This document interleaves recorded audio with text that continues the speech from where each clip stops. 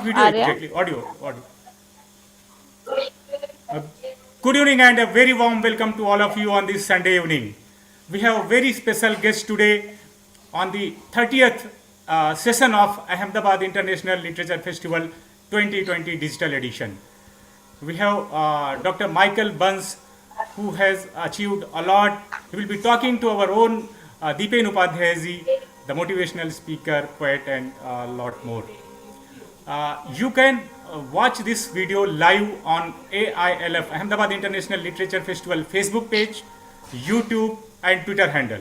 These videos have been reaching lakhs of people from the day we started, and hopefully this will reach to much more today as well. The session is about what a story is. More will be talked about the experts, Dr. Michael Buns and Mr. Deepen Upadhyay. Before that, we have a custom to show our small video, what we have been doing in our last editions. This is the 5th edition, which we are doing digitally. 4 editions we have done physical gathering. So please have a look of a small video. After that, I would request Ashi to continue with the session.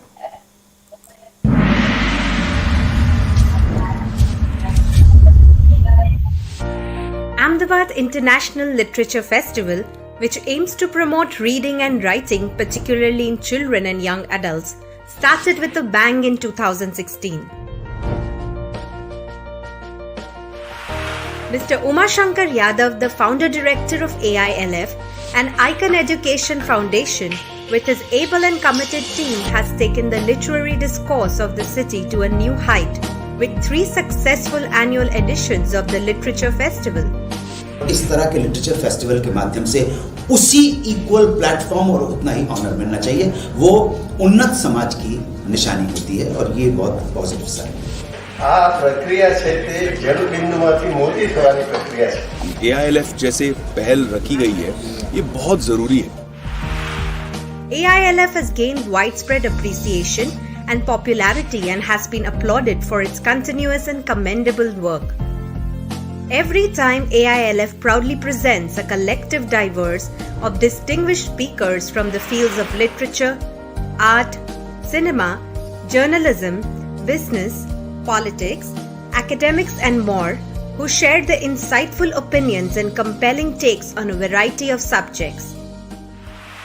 અહીંના નાગરિકોને art, culture, literature આ તમામ બાબતોમાં પણ એક મંચ મળી રહે અને કલા અને સંસ્કૃતિને પણ પ્રોત્સાહન મળે. સંસ્કૃતિ આપણી કલા એ આજની નવી પેઢી સુધી પણ પહોંચે અને એ લોકો પણ આપણી આ જે સંસ્કૃતિ છે એને ગરિમાને જાળવી રાખે તેના પ્રયાસ રૂપે અમે આ ફેસ્ટિવલનું આયોજન કર્યું.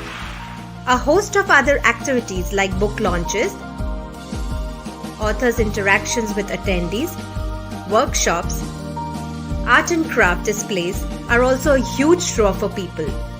Various contests and awards make the festival even more fascinating and lively. Cultural events of the AILF with musical evenings and engaging literary discussions are promoting literary tourism to Ahmedabad, making the city an important literature destination in the country. Ahmedabad International Literature Festival resolves to continue serving literature lovers the best of everything that the world has to offer.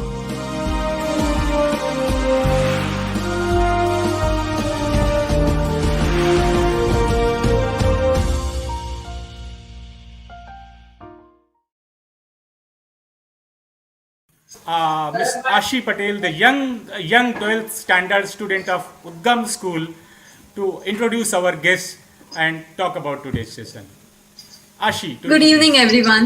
Thank you, Umashankar sir, for the lovely introduction and this opportunity to anchor today. I'm Ashi Patel, anchor for today's session. What is a story? I'm a student at Udgam School and I'm very passionate about literature. It is an honor to introduce the speaker and moderator for today, Dr. Michael Burns and Mr. Deepen Upadhyay. First, I would like to introduce Dr. Michael Burns. Dr. Michael Burns is a PhD, he's an author, an award-winning filmmaker, a writing coach, and a university teacher in Pune, India, where he has lived for the last 10 years. He is also the founder of Tall Tales, South Asia's most popular creative writing workshop series. In his classes and seminars, he shares his observations on story structure, writing practices, editing strategies, and professional communication details that he has developed over the last 20 years in this field. His newest book is available at talltales.in for today. It is a special offer. You can shop his book with the coupon code FESTIVAL, and you can get 100 rupees off for the book. It is an honor to have you here today, Mr. Michael Burns. Now, I would like to introduce the moderator for the day, Mr. Dipen Upadhyay.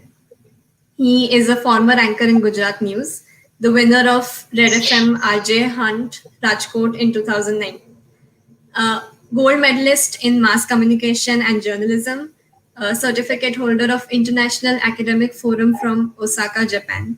He is a freelance writer and poet for various magazines, a teacher, motivational speaker, and author of a poetry collection, Whispering Sketches. He is a performer for various artist events in stand-up comedy, poetry, storytelling, and has been a guest judge for cultural events at Adani Institute of Infrastructure since the past 3 years and at NHL Medical College in the year 2019.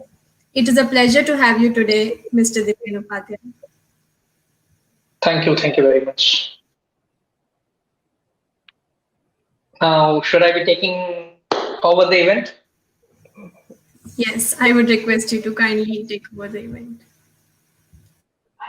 Thank you very much for those kind words and introducing the world to me and me to the world. And hello, Michael. It's nice meeting you again. Hope you're doing great. Yes, wonderful, Deepak. Great to spend some time with you. Yeah, great.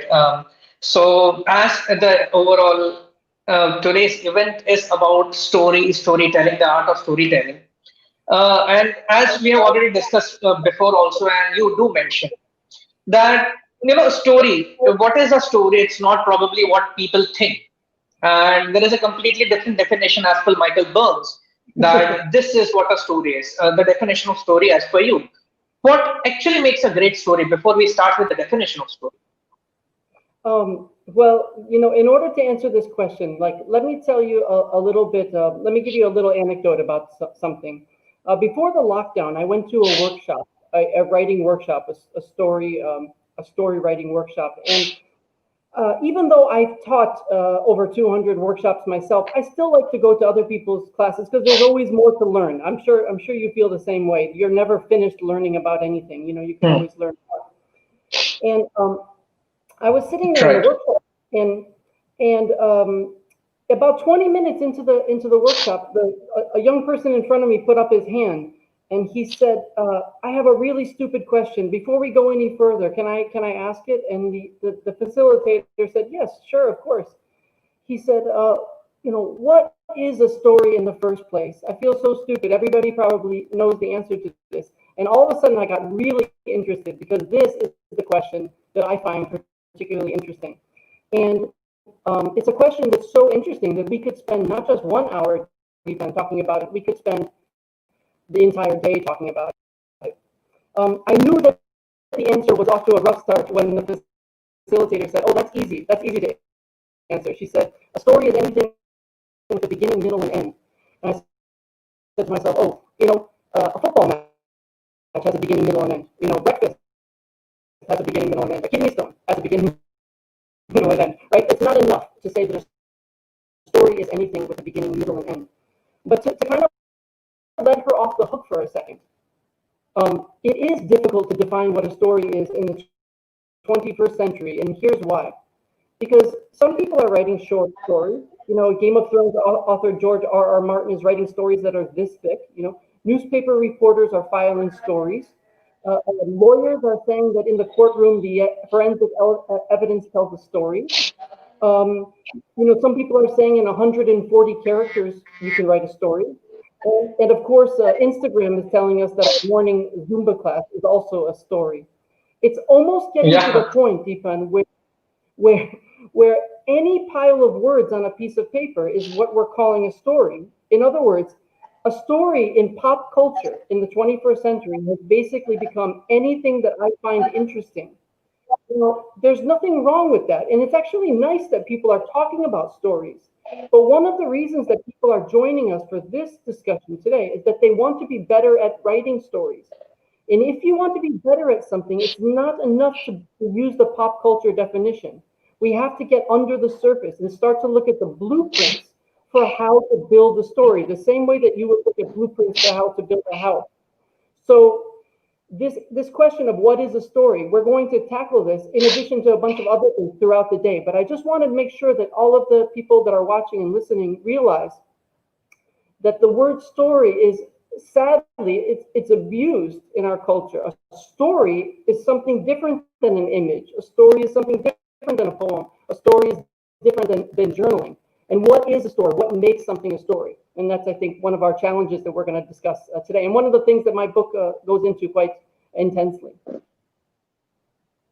So when you mentioned your book, and we already were talking about the same thing, as you mentioned that so many times the word story is misused and it is also abused. And there are times when people have a set notion that everything is a story or anything is a story, but it's not so.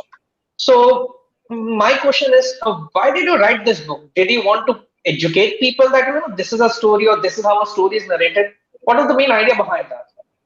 Yeah, I'll tell you the way that the book came into being was right before the lockdown. I did a workshop in Bahrain in the Middle East.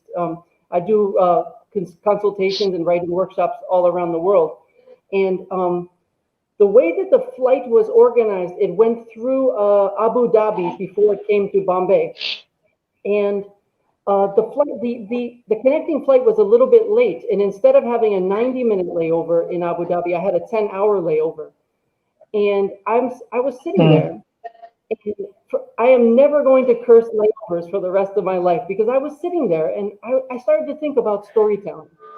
And I started to think about how, one of the mantras of presenting these days, like a presentation, is that, if you use a story, it'll make it exciting, it'll jazz it up, it'll make it memorable. Like, as if like all you have to do with a presentation is kind of jam a story in there and then you have something special. And I realized how silly that is. Like, don't get me wrong, I love storytelling. My academic specialty is story structure and story design. I think stories are incredibly powerful, but they're not a panacea where you can simply just stick a story in and everything's going to magically transform. I started to think to myself, there are many different types of presentations that you make, either personally or professionally. Sometimes, for example, sometimes it's your first day on the job and you're introducing yourself to your colleagues. That's a type of a presentation. Sometimes you have a product idea for your company or your organization or a service idea, and you're pitching it to the marketing team or to the board of directors or something like that. That's a different presentation. In fact, we can think of a whole bunch of different presentations that you might make in a personal or professional setting. So the idea occurred to me that if the presentations are changing and a story is an important element of any presentation, shouldn't the story also change? In other words, maybe we need to take a story and adapt it and change it and modify it to fit different scenarios of presentations. And so I sat down and I wrote a list and I came up with 7. And after a few hours, I came up with 8. And this turned into my book, which is the 8 stories for professionals and businesses. This idea that there are 8, and by the way, I want to make sure everyone realizes when I say 8 stories, I don't mean like the tortoise and the hare or the prodigal son or something like this. What I mean is there are 8 formats where you can take a story, reconfigure it, rearrange it, depending on the situation at hand. And so for the rest of my life, I will never complain about a layover, because if it wasn't for the layover, I wouldn't have written this book. Okay, that's nice. So basically, as we're talking about your book, that 8 stories about businesses. So somewhere down the line, can I believe that you say that storytelling can actually help in business development? Is it so? And if so, how? So, marketing professionals have been telling us this for years, that story is the stickiest form of communication. And what do they mean by sticky? It means it's memorable. Okay. And to understand why this is true, we have to do a little bit of history. So, I often tell my students at Flame and in other venues that storytelling is in our DNA as a species. Now, when people say this, it's just a fancy way of saying that human beings are good at telling stories. I don't mean it like that. I mean that storytelling is embedded in our genetic code as a species. Now, there are many people, I'm not the only one, of course, there are many people who believe this. And the question becomes why? Why would storytelling be a part of our DNA structure? And the answer is, the hint to the answer is, why would anything in any creature's DNA? And the reason is because it adds something to the survival of the species. So how does storytelling play a role in the survival of the species? So this is where we go back 50,000 years ago to the African savannah. And we see our ancestors. And we see that the daily dilemmas that they had to face. One of the things that our ancestors had to do was they had to communicate the breakthroughs of their lives, the realizations and the insights that they had that were important that led to their survival. What are they? Finding food, finding water, finding shelter, finding safety from predators, and so forth, right? If you think about it, our ancestors had communication, but they didn't have the ability to write those things down, to preserve them over time. When they made an insight around the world around them, they wanted to make sure that it was so memorable that not just their kids wouldn't forget it, but their kids' kids, and so forth, like generation after generation after generation. So my friend Doug Lipman from the U.S., where I'm from, I think he most eloquently when he said that our ancestors 50,000 years ago invented a technology that allowed them to take information and to package it in a way to make it unforgettable. And that's one of my most cherished definitions of what a story is. That a story is information that has been packaged in a very particular way to make it memorable. Okay, and then the question, of course, becomes, what is that package? What is that design? How do you take that clay and make it into something functional?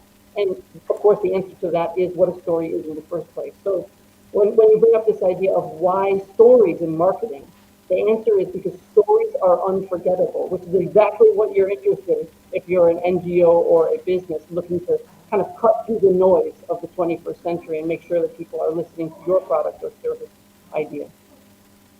So hopefully audio is clear, Mr. Deepen. Everything is clear. You're getting a clear audio, everybody? Please continue. Yes.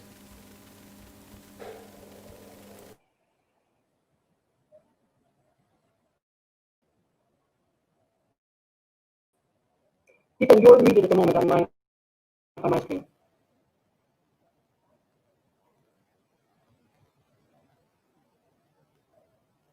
Still muted.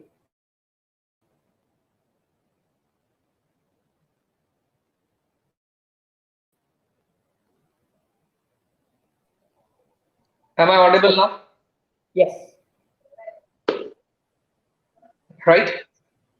So I hope, in case some people missed out the gist of the entire conversation that Michael told, that storytelling is a part of our genetic. It is we are born with that skill and quality, and it has been since the olden times, even the tribal times, right? If I'm not wrong. And it is somewhere down the line to hunt, to organize, to create a team, and to designate work and responsibility. Storytelling has played an important role. So can I now jump to my next question, which connects to this answer of yours, that can storytelling help in leadership, or is it a part of a leadership quality as well, Mike? Yes. So the answer is basically yes, because anytime,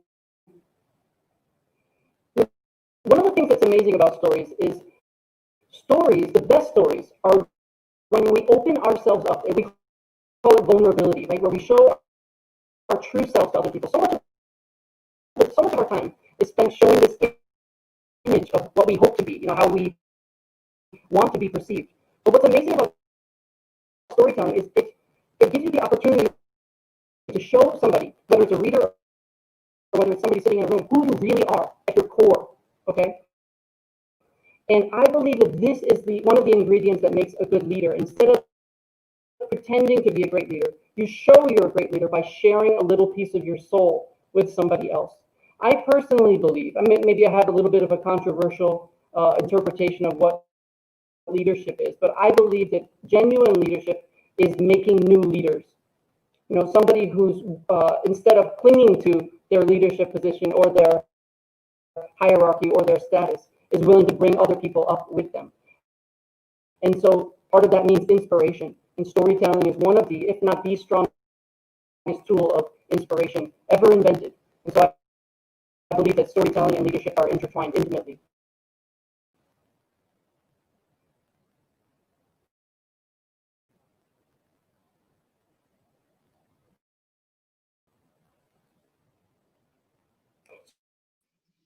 Hi, Michael. Hi, Shraddha. Next question would be mine. I mean, I'd be asking you the question. Why, Of everybody course. writes story, but why has it become so hard to define a story? You are writing a book on that. So we would want to know why it has become so difficult, so hard to define the story. Well, I think one of the reasons is because of this pop culture definition of that everything is a story. Now that sounds really nice, but for people that want to be better writers, we can't just look at this concept with a magnifying glass. We have to look at it with a microscope. So one of the things that I wanted to do today, especially for the younger people who are out there on their writing journeys, I wanted to provide a few definitions of what a story is. And we've already talked about one, this idea that information packaged in a way to make it unforgettable. But I'd like to talk about another one that I think is really important. I'm sure that some of the audience and Deepan and yourself, Shraddha, I'm sure that you've heard of the word anecdote before. Anecdote. Now, Yep. An anecdote is a description or recounting of a single incident that usually has some type of ironic, funny, or moral lesson at the end of it. Okay, and it's just like one thing that happened. Everybody uses the term story pretty much as interchangeably with the word anecdote, but they're actually technically just for this session here, we're going to get a little technical. They're actually different. An anecdote is different than a story. It's kind of like this. An anecdote is like a still photograph. I'm old enough to remember when we printed out our photographs. So we have like a still photograph is an anecdote, and a story is two photographs. In other words, an anecdote is a single incident, but a story is multiple incidents. Now, your audience is saying, yeah, obviously, Harry Potter, there's thousands of incidents. Correct. But this seemingly small difference gives birth to the entire field of storytelling. Why? What's such a big deal about the difference between an anecdote and a story? And here's the big deal. When you have two photographs, you can see something that you can't see when you only have one photograph. And the answer is you can see change. If there is no change, there is no story. So Michael, sorry to interrupt you, but I am so sorry to interrupt you, but there's a disturbance in the mic. The audio is not coming clear, I believe. Mr. Yadav, do you agree with me? Sir, you are muted. 1 minute. Mr. Yadav, you are muted. Yeah, Yes, sir. I think we need to fix it so that audience should get clear audio. So, Exactly. Mr. Michael, can you please check it your side if there is any Yeah, disturbance? I checked it beforehand and it sounded fine. I can see the meter showing me that it's okay. You are muted, Michael. Michael, kindly unmute yourself. I request you to unmute yourself, please.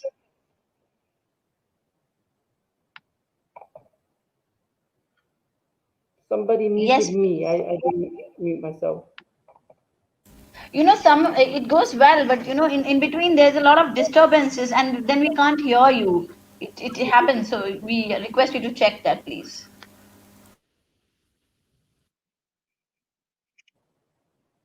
Testing 1 2 3. Testing 1 2 3. Yep, fine. Okay, so this is the same microphone that was on before, but hopefully the connection is stronger now. Yeah. Okay, so I was just saying before that, this idea of change, and a lot of young writers don't realize that. You know, they'll just describe something and they'll consider that a story, but actually, change is kind of the river that runs underneath all stories, and there's basically three types of change. We call them the big three in story analysis: change in circumstance, change in insight, Am I and audible or change visible? in relationship. Okay, the Hi, host can Deepak. see you, the host may add you to the broadcast. Time be ready. Hi, Deepan, you're with us.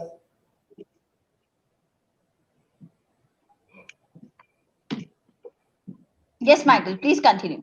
No. So I just wanted to share that with some of the people who are starting their writing journey, which is that if you leave change out, then you're still in the realm of anecdote. But if you bring change in, we've now stepped away from anecdote and we move towards storytelling. So one of the comments that I always make, and I've reviewed hundreds of stories and hundreds of manuscripts, and one of the comments that I tend to make with my clients is, where's the change? Let's bring the change up. Let's nurture that change. Because if there is no change, there is no story. And I think that that's one of the most important things to remember. You know, I guess for writers of any age, not just the young writers out there. True. Yeah. Dipen, can you please proceed? All right. By the time Deepen joins us, let's go with the flow. Why are there 8 stories? Any particular reason, any special reasons for that number 8? Yeah, many people ask me that. Why is it 8? And you know, I really wanted 10, Shraddha, because 10 has a nice ring to it. The 10 stories for business and professionals. You know, so I was trying so hard I could to get to 10, but then I realized that I couldn't. That in my opinion, there were 8 situations. And you know, somebody said to me, yeah, but there must be way more than 8. You know these bases in DNA called A, T, C, and G. You know, we have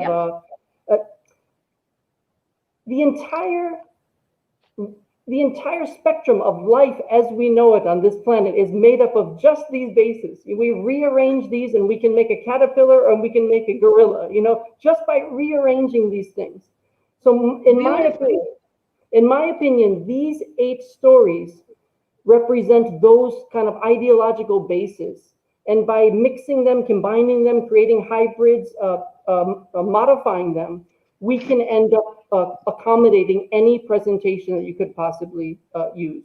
So that's why the number 8 is there, because I think that covers every conceivable situation, even sometimes when you have to stick 2 of these stories together to make it work. So if people are interested in the things that we've been talking about and the ideas of what makes a story, I would like to encourage them to take a look at the book. And the website for the book is 8storiesbook.com. That'll take you to the Amazon link. And the book is also, you know, it's an explanation for anyone, even if they're not involved in a business or an NGO. Storytelling is something that makes our lives richer, regardless of the profession that we do, even if it's just something we do in our spare time. So don't be turned off by the title that, oh, this is only for people who wear a suit. You know, storytelling is for all of us, but it also has business implications as well. Very beautifully answered. I believe that everybody who's listening is learning. There's a takeaway. 8stories.com is going to be our takeaway for sure. Coming to my next, I am very inquisitive to ask, let's talk about the story format that called the base. The base for a minute. Why this is so critical for this book? So the base covers what I believe is the universal story structure. In other words, what makes something a story in the first place? What's the difference between building a story and a bridge? Or what's the difference between building a story and an orange? You know, like what makes something a story? And I believe that a story has 4 parts. And if any of these parts are missing, then we don't have a story. That's why it's called the universal story structure. And the first one, I know we could go on and on about this, but I'll just make it brief. The first one is called exposition. And exposition is who, what, where, and when. who in terms of the characters, when does this story take place, where, the location, as well as what does this character want the most in the world. And exposition and the universal story structure, this is not just for fiction or for fairy tales. This is for any story, whether it's fiction or nonfiction. Exposition is like the foundation of the house. And the most important thing to remember about the exposition, this first element in the universal story structure, is that it establishes the normal everyday routine for the story, the normal everyday world. And why is that important? Because that normal routine is about to be shattered at the proper beginning of the story. So that second element starts with the breaking routine and continue from there. There's so many details, I kind of hesitate to get into them here in this discussion, but basically we have exposition, action, climax, and resolution. Those pieces, Freytag's pyramid, going all the way back to ancient Greece that introduced us to these ideas through Aristotle. Those are the steps of the universal structure, and some of those subtleties are discussed at length in the book. But the amazing thing about the universal story structure is once you have those pieces in place, you can essentially shuffle them like a deck of cards and put them in any order that you want. It's a magical formula that allows you to build stories of any size, any genre. I gave another presentation today at a different literature festival, and we were talking about writer's block. And people were saying, like, how do you deal with writer's block? And I said to them, I have a rather controversial interpretation of writer's block. I believe that if you don't understand story structure, in other words, if you don't understand how to build a story, you should be experiencing writer's block. You should have a sense of being lost, like, I don't know what to write now. But once you understand the blueprint for how to build a story, suddenly now you have a pathway forward. And you find yourself getting blocked far less because you understand what you're actually trying to build. So I think writer's block is actually a very useful feedback mechanism that tells us, hey, we're a little bit lost on structure here. Let's go back to the map and figure out where we're going. Okay. So Deepak. yeah. Writer's block or not block, but the internet does block something, I should say. Well, coming to the other question, like I was paying attention to the idea of a writer's block and how certain times it is a boon and it's a blessing in disguise, as you mentioned. But you do say that, stories are not cure all. I was going through your work and all, and you mentioned that specifically, that stories are not cure all. Can you elaborate that thing? Can you explain that thing to the readers or the listeners who are right now there? Yeah, I like to talk about this because there is this. One of the things that I basically have two talents in life. Just basically two talents. I can type very fast and I can read very fast. So one of the things that I did in preparation for this book is I read every book that is on the market in terms of business storytelling. There's about 45 books on the market that look at business storytelling. And one of the common themes for all of these books is that if you take a story and you stick it into a presentation, then you're going to have something magical. You're going to have something memorable. And I don't share that. Keep in mind, I love stories and I appreciate stories. I know how important stories are, but I also understand context. And there are certain situations where a story is not appropriate. Let me give you two almost comical examples. If you're making a presentation at work and they're asking for an earnings report, how much did the company earn last quarter? And instead of giving them the numbers, you're going to tell them a story about something, right? If I was on the board, I would immediately say, stop. We need some numbers right now. Sometimes you just need data. You don't need to package the information as a story. Imagine sitting in a job interview with somebody and they say, hey, there's a rumor going around. I don't know if you know this, there's a rumor going around that you stole some money from your previous employer. Can you clear that up for me right now? And instead of me saying no, I say, well, let me tell you a little story. So this is exactly the wrong answer, right? Sometimes telling a story is not the best thing to do. And I think one of the most important aspects of storytelling is to understand where is a story useful and where is a story not useful. And a lot of the literature literature out there, and all of it has something to contribute. But a lot of the literature out there just says, if you use a story, then you're on the right track automatically. I don't agree with that. I think there are some situations where a story is helpful and other ones where it obfuscates or confuses or it changes the subject. So I think it's important to keep that in mind.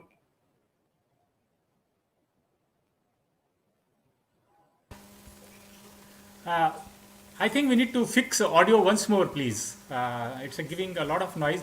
Mr. Even, are you getting some noise, or is it all right?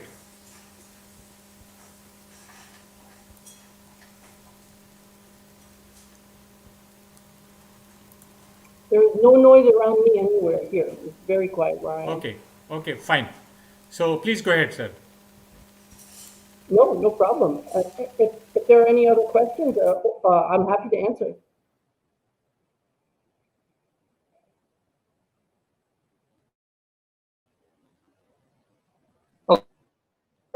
This is the question which I really want to ask, and it talks about, like, see, every organization, every individual has a competition. Okay, and you would find a lot of people doing similar things as we do, or you do, and I do, right?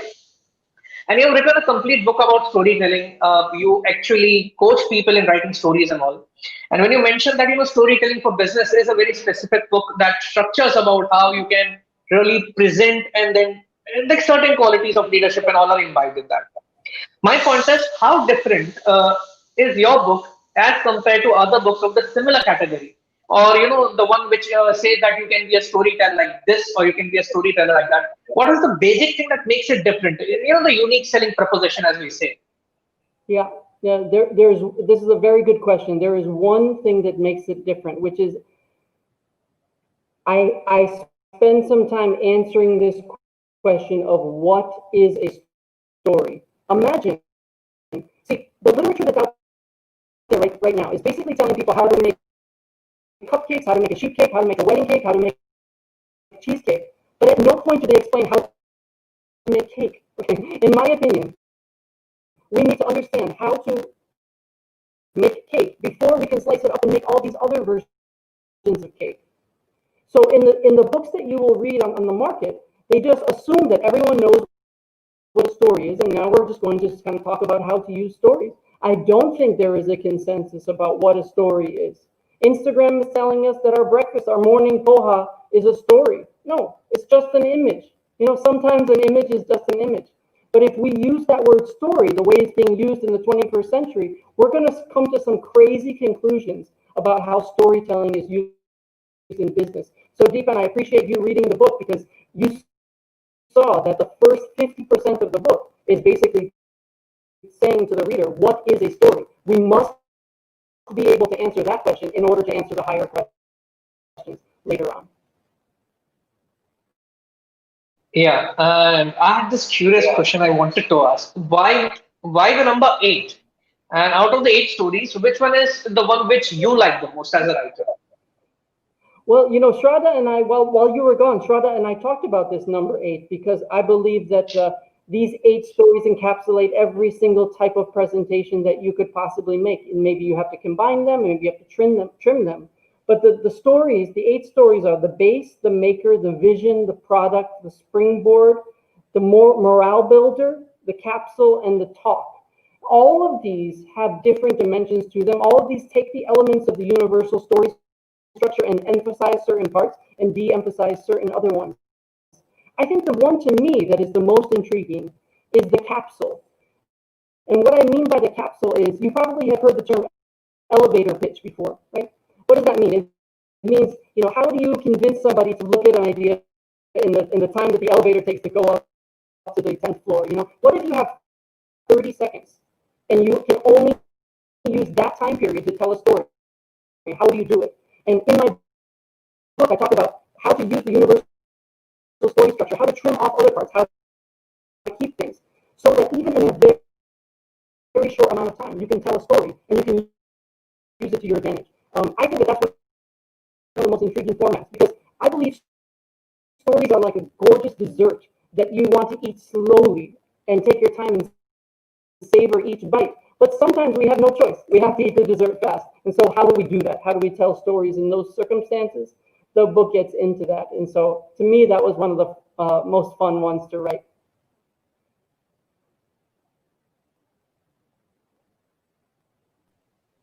Now, one more thing which I would like to ask is when we talked about different mediums and different platforms and all, and you did mention Instagram and the morning poha breakfast, which I would really miss tomorrow morning.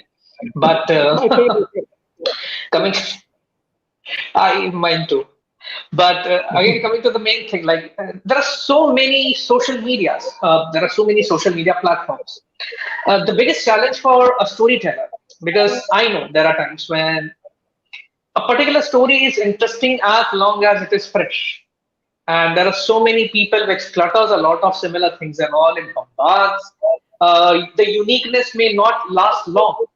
So how much important it is to be very platform centric? What all the care should be taken for the kind of platform that we use? And does audience matter in the story, like the geographical location, the culture, and all? When you're creating a story, of course, when I talk to a certain age group, I need to have certain lingo examples related to them. If I'm talking to certain people of a certain age group, which are mature and older enough, but still they can be sensitive. Geographically, again, people have certain beliefs and ideas. How much careful you need to be while creating a story that can be at least universally appealing? What work do you do on that? With this idea of social media being so important, so I shouldn't say important, so prevalent in the world that we live in. I think it's really important to remember that social media has been good for some things. A lot of the things that they promised have been immediately discarded, as we know. But one of the things that it is useful for is connecting people around the world. One of the things that it has not been very useful for, in other words, one of the things that it is encouraged, that is a kind of a downside, is people's attention span has become even lower and lower, shorter and shorter. And one of the reasons for that is the ability to scroll and to click to new things. We don't pay attention to things as much as we used to. Why is this important? Because my favorite mantra about writing is all writing is rewriting, which means the first thing that you write is rarely the best thing. Writing, and I'm sure you find the same thing in your work, Deepak, writing is a process of trial and error, of working on something. One of my stories took me 10 years to write just a short story. It's a process.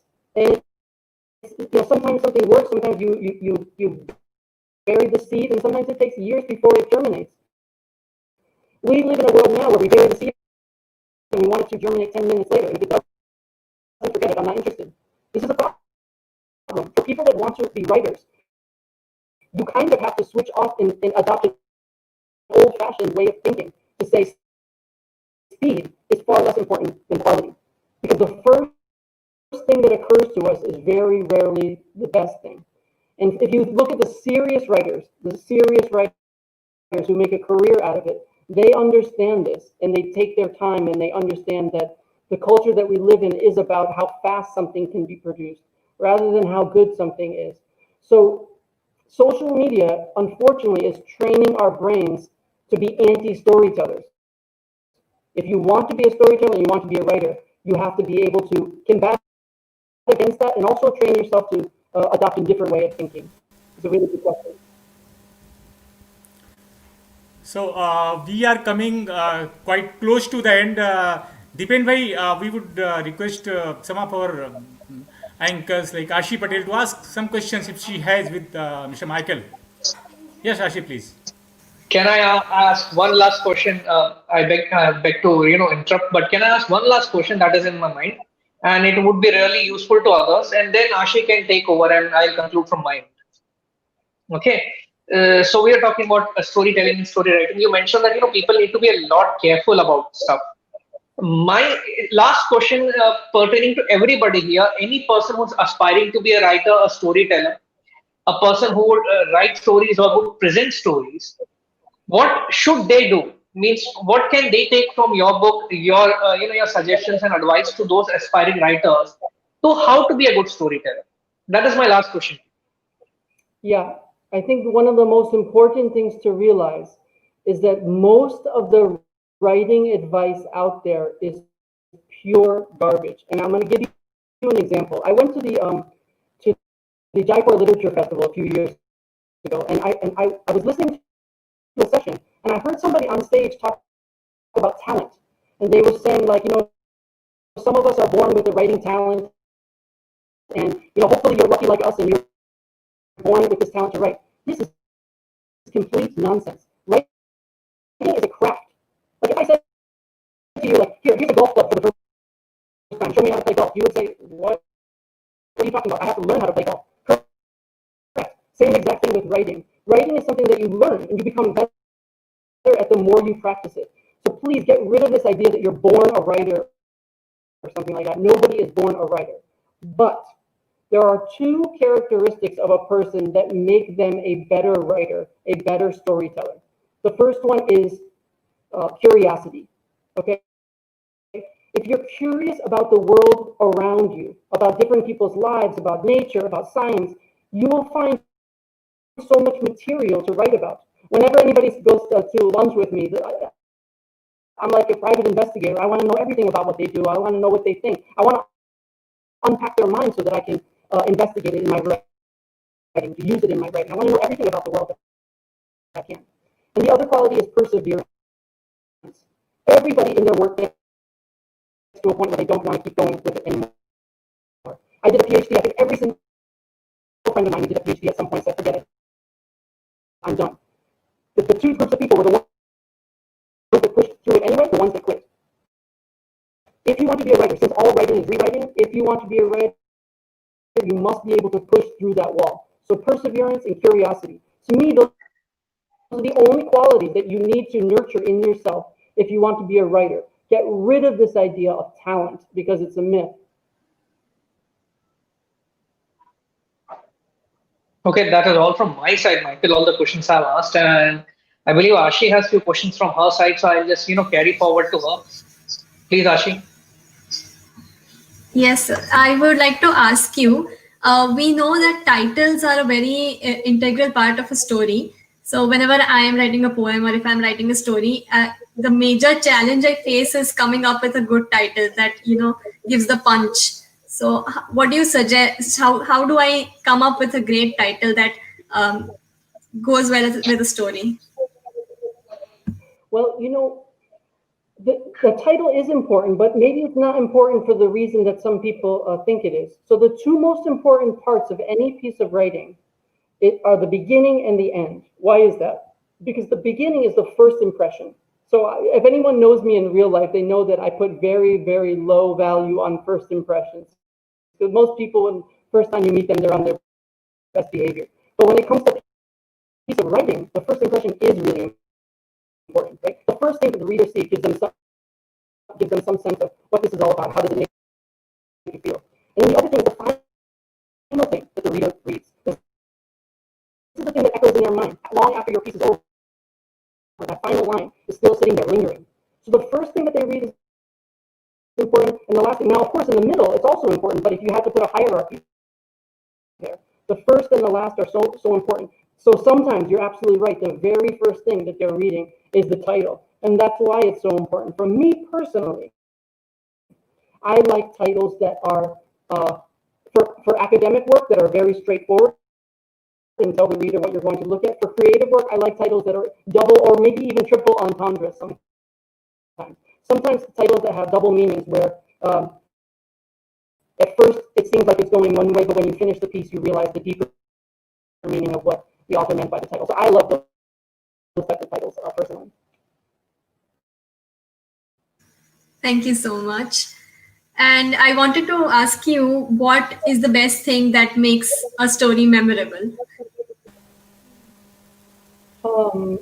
Well, in my opinion, so I talk about this in my classes and in my workshops. I talk about this something called universal themes. Okay? And here's what I mean by that.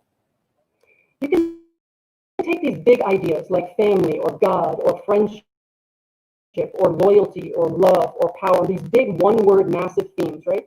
One of the things that makes a great story is when you start with a concept. You start with an interpretation of what that means. But by the end of the story, you've come to a new interpretation of what that idea means. So think about it this way. I never really truly knew what parenting meant until I became a parent myself. Right? This is the premise for an amazing story. I never knew what loyalty was until I lost all of my friends except for one. I never knew that love meant sometimes letting the person go. Right? So taking an idea that you firmly believe in, allowing a set of circumstances to happen after that, then end up changing that idea to a new interpretation. This is a beautiful core that makes any story memorable. Now, that doesn't mean that the story must have that, but this is a version of the change in insight that really resonates with readers. And when I'm working with clients, I'm asking them to do this kind of reinterpretation of some core belief of theirs. Thank you, sir. Now, I would request Arya to ask some questions if she has, please. Thank you, sir. I would like to ask one question, and it is that right now, why is it so difficult to define a story? I think that one of the reasons it's difficult is because people don't want to take the time to look at the details. They want it done as quickly as possible. They want just a quick definition that we can just move on with. But it's like this. Have you ever seen a watch and you opened up the back of the watch and you see that there's all these gears in the back? Like each of those gears is essential. Otherwise, it wouldn't be there. You can't just take the gears and flick one off and expect that the watch is going to work, right? A story is an interlocking set of gears, each with their own function. In other words, these different parts have their own function. It takes time to study those, to understand their relationships to each other. And I think most people, they just want a very quick explanation of what a story is so that they can move on. But any subject, whether it's scientific or literature-based or in any field, any subject encourages you to look at the details of something if you want to be great at it. So I firmly believe that even though pop culture tells us that everything is a story, that you've got to dedicate a little bit of time to looking at the blueprint if you want to be a better storyteller, because stories are more complicated than they seem. But I think that that's one of the most beautiful things about them. One of the things that I always compare a story to is a flower. Flowers are beautiful from a distance, but they're far from simple. If you look at a flower, there's so many intricate parts, and each of them has a function. And if you put these parts together, they can make their own food. I mean, flowers are magical, But to understand how a flower is built, you have to take your time to see the different parts and to see how they interact. I believe the same thing is true for storytelling. It's really important to look at the details if this is something that you care about and you want to be better at. If you're going to accept everything as a story, you're going to hit a wall very quickly with the process. If anyone else has any question, we have around 2 minutes left. Arya asked a very intelligent question. I want some more questions, please, in 2 minutes. Yes, Arya, you have any other question? Yes, sir. I would like to ask if, do you prefer reading and writing stories that are more descriptive or that are more crisp and narrative? Okay, I'm going to answer that with a slightly different answer, but related to reading and writing. There are many, many people out there who want to be writers, but who don't read. Okay? If this is you, this must change immediately. And by you, I don't mean you, I mean whoever is listening to this. The only way to be a writer is to read. The best training for writing is not writing. The best training for writing is reading. So if you want to be a writer, you must read, okay? And the more you read, you'll read different genres, you read different authors, you read from different time periods. You'll find your style by looking at the style of other people. So my favorite stories are nonfiction stories. In other words, true stories. I believe that real life is weirder than anything that anyone can make up. Just look at 2020, right? I mean, weirder than anything anyone could possibly make up. So I prefer nonfiction stories. But I also know that the more I read, the stronger a writer I will be. So I recommend anybody joining us in this session, please read if you want to be a writer, because there's no other way to do it. Thank you very much, Michael. It has been privilege and honor to have you today in the show. It has been very, very informative and educative information. Hopefully, people will join your talltales.in and get more information. They will buy your book, 8 Stories, and they will be in touch. Hopefully, all the audience, those who have listened to today's discussion, they will be in touch with you for the future information about the storytelling. Mr. Deepan, it has been pleasure. Thank you very much for being with us. Arya, Ashi, and Shraddhaji, most welcome. Thank you very much, all of you. You made a great show. Hopefully, we'll be somewhere, someday, we'll meet again. Now, we'll be ending the broadcast once again. Thank you very much. Have nice times. Thank you, sir. Thank you, sir. Thank you for the opportunity.